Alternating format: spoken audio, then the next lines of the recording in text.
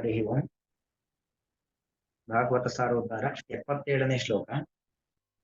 ಭಯಂ ಪ್ರಮತ್ತಸ್ಯ ವನೇಷ್ವಪಿ ಸ್ಯಾತ್ ಯತೋ ವಸಂತೆ ಸಹ ಷಟ್ ಸಪತ್ನಾಃ ಜಿತೇಂದ್ರಿಯಸ್ಯಾತ್ಮರತೇರ್ಬುಧಸ್ಯ ಗೃಹಾಶ್ರಮ ಕಿನ್ನು ಕರೋತ್ಯವದ್ಯಂ. ಭಯಂ ಪ್ರಮತ್ತಸ್ಯ ವನೇಷು ಅಪಿ ಸ್ಯಾತ್ ಯತಃ ವಸಂತೆ ಸಹ ಷಟ್ ಸಪತ್ನಾಃ ಜಿತೇಂದ್ರಿಯಸ್ಯ ಆತ್ಮರತೇಃ ಬುಧಸ್ಯ ಗೃಹಾಶ್ರಮಃ ಕಿನ್ನು ಕರೋತಿ ಅವದ್ಯಂ. ಇಲ್ಲೀಗ ಸ್ವಯಂಭುವ ಮನುವಿನ ಮಗ ಪ್ರಿಯವ್ರತ ನನಗೆ ಯಾವ ರಾಜ್ಯದ ವ್ಯಾಮೋಹ ಇಲ್ಲ, ನನಗೆ ಯಾವ ಸಿಂಹಾಸನವೂ ಬೇಡ, ನಾನು ಕಾಡಿಗೆ ಹೋಗ್ತೇನೆ ಅಂತ ನಿಂತಿದ್ದಾನೆ.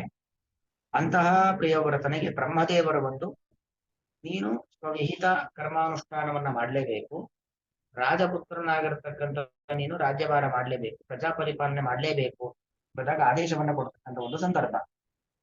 ಅಲ್ಲಿ ಅನೇಕ ಉಪದೇಶಗಳನ್ನು ಕೊಡ್ತಾ ಇದ್ದಾರೆ. ಆ ಸಂದರ್ಭದಲ್ಲಿ ಬಂದಿರತಕ್ಕಂಥ ಮಾತು ಬ್ರಹ್ಮದೇವರು ಮೊಮ್ಮಗನಾಗಿರ್ತಕ್ಕಂಥ ಪ್ರಿಯವ್ರತನಿಗೆ ಹೇಳತಕ್ಕಂಥ ಉಪದೇಶ.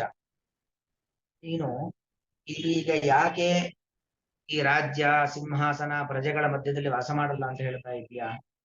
ಈ ವಿಷಯ ಪದಾರ್ಥಗಳ ಸಂಪರ್ಕದಿಂದಾಗಿ ನನ್ನ ಮನಸ್ಸು ಹಾಳಾಗುತ್ತೆ, ನಾನು ಆ ಕಡೆಗೆ ಸಂಪತ್ತಿನ ಕಡೆಗೆ, ಸುಖ ಸಾಮಗ್ರಿಗಳ ಕಡೆಗೆ ಆಸಕ್ತನಾಗ್ತೇನೆ ಅನ್ನೋ ಕಾರಣಕ್ಕೋಸ್ಕರವಾಗಿ ನನಗಿದು ಯಾವುದೂ ಬೇಡ ಎಂಬುದಾಗಿ ನೀನು ಎಲ್ಲ ಬಿಟ್ಟು ಕಾಡಿಗೆ ಹೋಗ್ಬೇಕು ಅಂತ ಮಾತಾಡ್ತಾ ಇದ್ದೀಯ.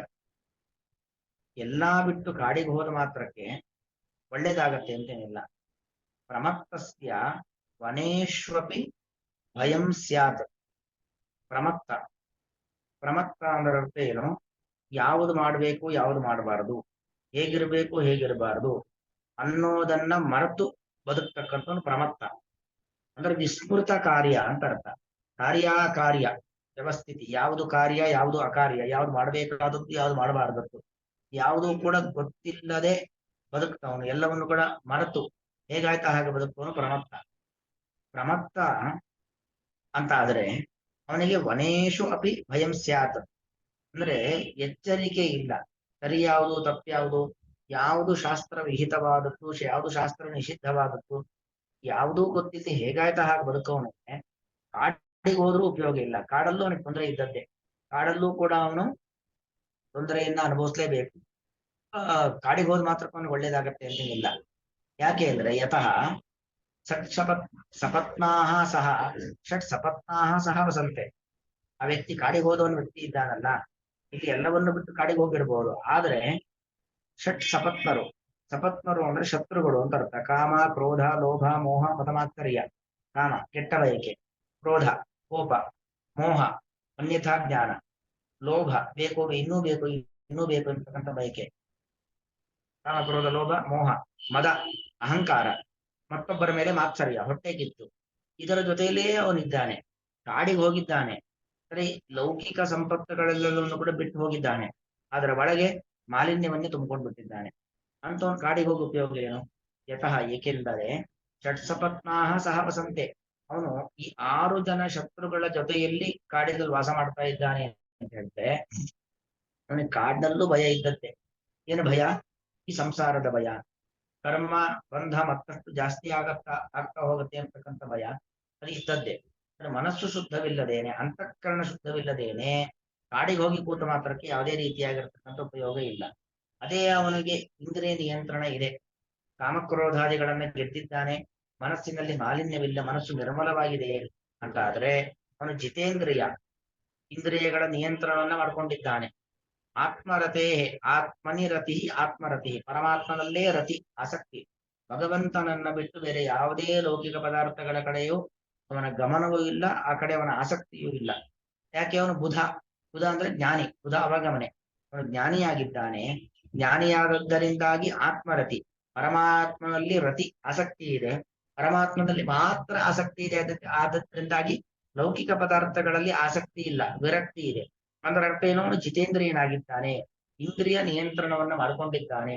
ಅಂತವನಿಗೆ ಗೃಹಾಶ್ರಮ ಇನ್ನೂ ಅವಧ್ಯಂ ಕರೋತಿ, ಏನು ತಾನೇ ತೊಂದರೆಯನ್ನು ಉಂಟು ಮಾಡುತ್ತೆ? ಅವಧ್ಯ ಅಂದ್ರೆ ತೊಂದರೆ, ಏನು ತಾನೇ ಪ್ರತಿಬಂಧಕವಾಗತ್ತೆ? ಏನು ತೊಂದರೆ ಇಲ್ಲ, ಯಾವುದೇ ತರ ದೋಷವನ್ನು ಉಂಟು ಮಾಡೋದಿಲ್ಲ. ಅಂದ್ರೆ ಅರ್ಥ ಏನು? ನಾವು ಎಲ್ಲಿದ್ದೇವೆ ಅನ್ನೋದು ಮುಖ್ಯವಲ್ಲ, ಹೇಗಿದ್ದೇವೆ ಅನ್ನೋದು ಮುಖ್ಯ. ಗೃಹಸ್ಥಾಶ್ರಮಿಯಾಗಿ ಮನೆ ಮಡದಿ ಮಕ್ಕಳು ಬಂಧು ಬಾಂಧವರ ಜೊತೆಯಲ್ಲಿ ಇದ್ದಾನೆ ಅಂತ ಮಾತ್ರಕ್ಕೆ ಸಾಧನೆ ಮಾಡ್ಲಿಕ್ಕೆ ಆಗೋದಿಲ್ಲ ಅಂತಲ್ಲ, ಅಥವಾ ಎಲ್ಲವನ್ನೂ ಬಿಟ್ಟು ಕಾಡಿಗೆ ಹೋಗ್ಕೂತ ಅಂದ ಮಾತ್ರಕ್ಕೆ ಸಾಧನೆ ಮಾಡ್ತಾನೆ ಅಂತನೂ ಅಲ್ಲ. ಎಲ್ಲವನ್ನೂ ಬಿಟ್ಟು ಹೋದವರು ಸಾಧಕರಾಗದೇ ಇರಬಹುದು, ಎಲ್ಲರ ಜೊತೆಯಲ್ಲೂ ಇದ್ದು ಸಾಧನೆ ಮಾಡಕ್ಕೂ ಆಗತ್ತೆ, ಸಾಧನೆ ಮಾಡುವವರು ಇದ್ದಾರೆ. ಹಾಗಾಗಿ ಎಲ್ಲಿರ್ತೀವಿ ಅನ್ನೋದು ಮುಖ್ಯವಲ್ಲ, ಹೇಗಿರ್ತೇವೆ ಅನ್ನೋದು ಮುಖ್ಯ. ಅದರಿಂದ ಪ್ರಿಯವ್ರತ, ನೀನು ಇವತ್ತು ಎಲ್ಲವನ್ನೂ ಬಿಟ್ಟು ಕಾಡಿಗೆ, ನಾರದರ ಉಪದೇಶದಂತೆ ಕಾಡಿಗೆ ಹೋಗಿ ನೀನು ಸಾಧನೆ ಮಾಡಬೇಕು ಅಂತೇನಿಲ್ಲ. ಇಲ್ಲೇ ಸ್ವಕರ್ಮಣ ತಮಭ್ಯರ್ಥ ಸಿದ್ಧಿಂ ವಿಂದತಿ ಮಾನವ ಎಂಬ ಗೀತಾವಚನದಂತೆ ನಿನ್ನ ಪಾಲಿನ ಕರ್ತವ್ಯಗಳನ್ನ ಮಾಡುವ ಮೂಲಕವಾಗಿ ಭಗವಂತನ ಆರಾಧನೆಯನ್ನ ಮಾಡು. ಎಲ್ಲವನ್ನು ಬಿಟ್ಟು ಕಾಡಿಗೆ ಹೋಗಿ ಕೊಡ್ಬೇಕಾಗಿರ್ತಕ್ಕಂಥ ಅಗತ್ಯ ಇಲ್ಲ ಅನ್ನೋದನ್ನ ಮೊಮ್ಮಗನಿಗೆ ಬ್ರಹ್ಮದೇವರು ಅರ್ಥ ಮಾಡಿಸ್ತಾ ಇದ್ದಾರೆ. ಯಥಾ ಅಹಂ ಮಮ ಪಿತು ಆದೇಶಕರಃ ಮಮ ಪುತ್ರಃ ಸ್ವಯಂಭುವಃ ಮಮ ಆದೇಶಕರಃ ತಥಾ ತ್ವಮಪಿ ತ್ವತ್ಪಿತು ಆದೇಶಂ ಕುರು ಇತಿ ಸ್ವಾಭಿಪ್ರಾಯಂ ಪ್ರಕಾಶ್ಯ. ಬ್ರಹ್ಮದೇವರು ಇಷ್ಟೊತ್ತೇನು ಹೇಳಿದ್ರು? ಯಥಾ ಅಹಂ ಮಮ ಪಿತು ಆದೇಶಕರಃ, ನಾನು ನನ್ನ ತಂದೆಯ ಆದೇಶವನ್ನ ಪರಿಪಾಲನೆ ಮಾಡ್ತಾ ಇದ್ದೇನೆ. ನನ್ನ ತಂದೆ ಯಾರು? ಭಗವಂತ. ಭಗವಂತನಾಗಿರುವಂತ ನನ್ನ ತಂದೆ, ಅವನ ಆದೇಶದಂತೆ ನಾನು ಜಗತ್ ಸೃಷ್ಟಿಯಾದಿ ಕಾರ್ಯಗಳನ್ನ ಮಾಡ್ತಾ ಇದ್ದೇನೆ. ಆದೇಶಕರಃ ಅಹಂ. ಅದೇ ತರ ನನ್ನ ಆದೇಶವನ್ನ ಮಾಡತಕ್ಕಂಥವನು, ಪರಿಪಾಲನೆ ಮಾಡತಕ್ಕಂಥವನು ಸ್ವಯಂಭುವ ಮನಃ. ಮಮ ಪುತ್ರ ಸ್ವಯಂಭುವ ಮನಃ, ನನ್ನ ಮಗನಾಗಿರ್ತಕ್ಕಂಥ ಸ್ವಯಂಭುವ ಮನಃ ನನ್ನ ಆದೇಶವನ್ನ ಪರಿಪಾಲನೆ ಮಾಡ್ತಾ ಇದ್ದಾನೆ. ತಥಾ ತ್ವಮಪಿ, ನೀನು ಕೂಡ ತ್ವತ್ಪಿತು ಆದೇಶಂ ಕುರು, ನಿನ್ನ ತಂದೆಯ ಆದೇಶವನ್ನ ಕುರು. ಕುರು ಅಂದ್ರೆ ಮಾಡು, ಪರಿಪಾಲಿಸು, ಪರಿಪಾಲನೆಯನ್ನ ಮಾಡು. ನೀನು ಕೂಡ ನಿನ್ನ ತಂದೆಯ ಆದೇಶವನ್ನ ಪರಿಪಾಲಿಸು ಎಂಬುದಾಗಿ ಹೇಳ್ತಾ ಇದ್ದಾನೆ. ಇತಿ ಸ್ವಾಭಿಪ್ರಾಯಂ ಪ್ರಕಾಶ, ಹೀಗೆ ತನ್ನ ಅಭಿಪ್ರಾಯವನ್ನ ಪ್ರಕಟಪಡಿಸಿ, ರಾಜ್ಯ ಪರಿಪಾಲನಾಯ ಪ್ರವೃತ್ತೆ ಮಯಿ ಮಮ ವಿಹಿತಂ ವಿಹತಂ ಭವತಿ ವನಂ ಪ್ರವೇಕ್ಷೆ ಇತಿ ತನ್ಮನೋವಿಲಾಸಂ ತಾವತ್ ವಿಘಟಯತಿ. ನೀನು ನಿನ್ನ ತಂದೆಯ ಆಜ್ಞೆಯನ್ನ ಪರಿಪಾಲನೆ ಮಾಡು ಅಂತ ಬ್ರಹ್ಮದೇವರು ಹೇಳಿದ್ರು. ಆಜ್ಞೆ ಪರಿಪಾಲನೆ ಮಾಡು ಅಂತ ಹೇಳಿದ್ರು, ಆದ್ರೆ ಆಜ್ಞೆ ಪರಿಪಾಲನೆ ಮಾಡಿದ್ರೆ ನನ್ಗೆ ತೊಂದರೆ ಆಗತ್ತಲ್ವಾ ಅಂತ ಪ್ರಿಯವ್ರತನ ಮನಸ್ಸಿನಲ್ಲಿ ಒಂದು ಪ್ರಶ್ನೆ ಹುಟ್ಟಿದೆ. ಏನದು? ರಾಜ್ಯ ಪರಿಪಾಲನಾಯ ಪ್ರವೃತ್ತೆ ಮಯಿ.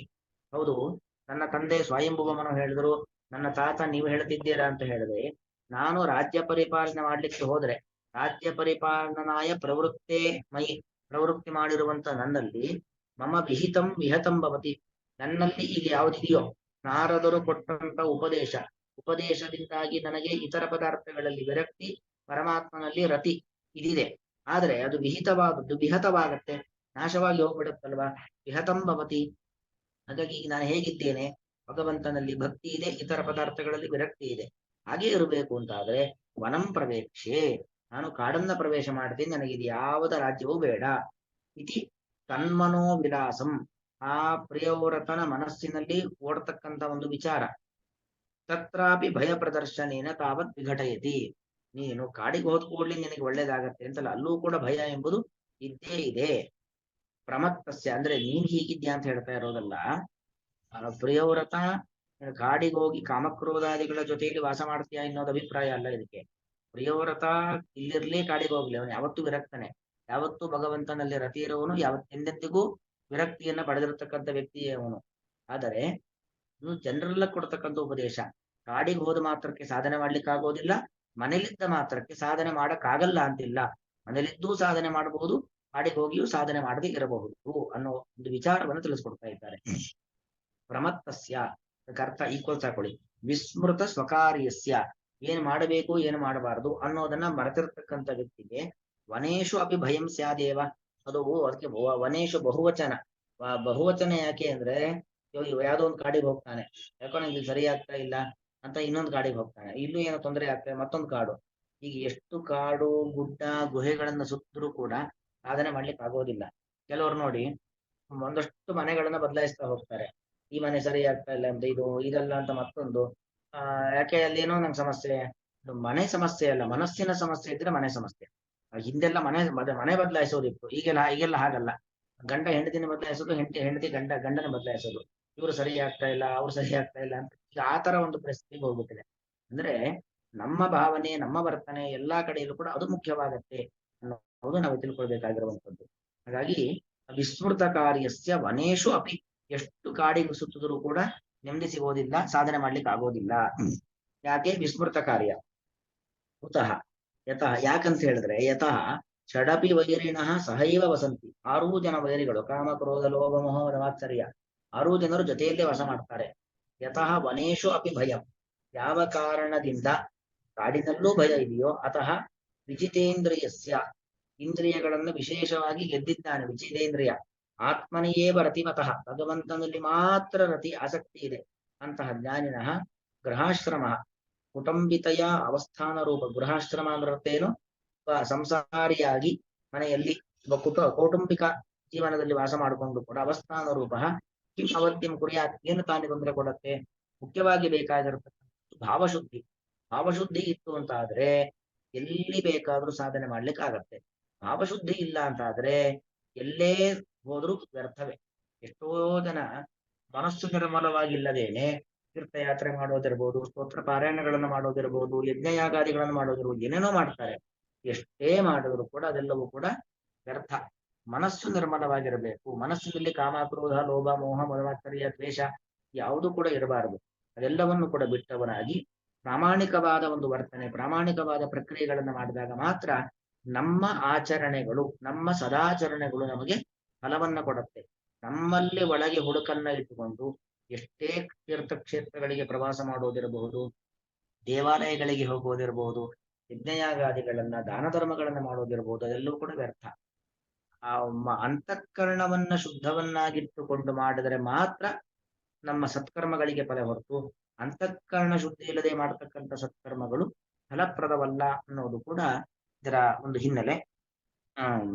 ಪ್ರಮತ್ತಸ್ಯ, ತನ್ನ ಕಾರ್ಯದಿಂದ ವಿಮುಖನಾದಂತಹ ವ್ಯಕ್ತಿಗೆ ವನೇಶು ಅಪಿ, ಕಾಡುಗಳಲ್ಲೂ ಕೂಡ ಭಯಂ ಸ್ಯಾತ್, ಭಯ ಉಂಟಾದೀತು. ಯತಃ, ಏಕೆಂದರೆ ಷಟ್ ಸಪತ್ನಾಹ, 6 ಜನ ವೈರಿಗಳ ಸಹ ಜೊತೆಗೆ, ಷಟ್ ಸಪತ್ನಾಹ ಸಹ 6 ಜನ ವೈರಿಗಳೊಂದಿಗೆ ವಸಂತೆ, ಅಂತಹ ವ್ಯಕ್ತಿ ವಾಸ ಮಾಡುತ್ತಿರುತ್ತಾನೆ.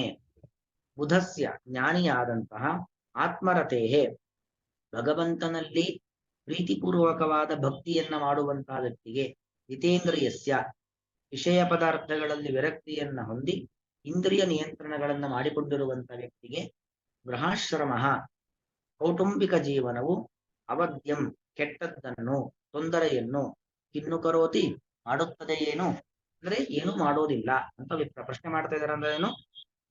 ಇಂದ್ರಿಯ ನಿಯಂತ್ರಣ ಇತ್ತು, ಭಗವಂತನಲ್ಲಿ ಭಕ್ತಿ ಇದೆ ಅಂತಾದ್ರೆ ಗೃಹಸ್ಥಾಶ್ರಮ, ಕೌಟುಂಬಿಕ ಜೀವನವು ಯಾವುದೇ ರೀತಿಯಾಗಿರತಕ್ಕಂತಹ ತೊಂದರೆಯನ್ನ ಕೊಡೋದಿಲ್ಲ.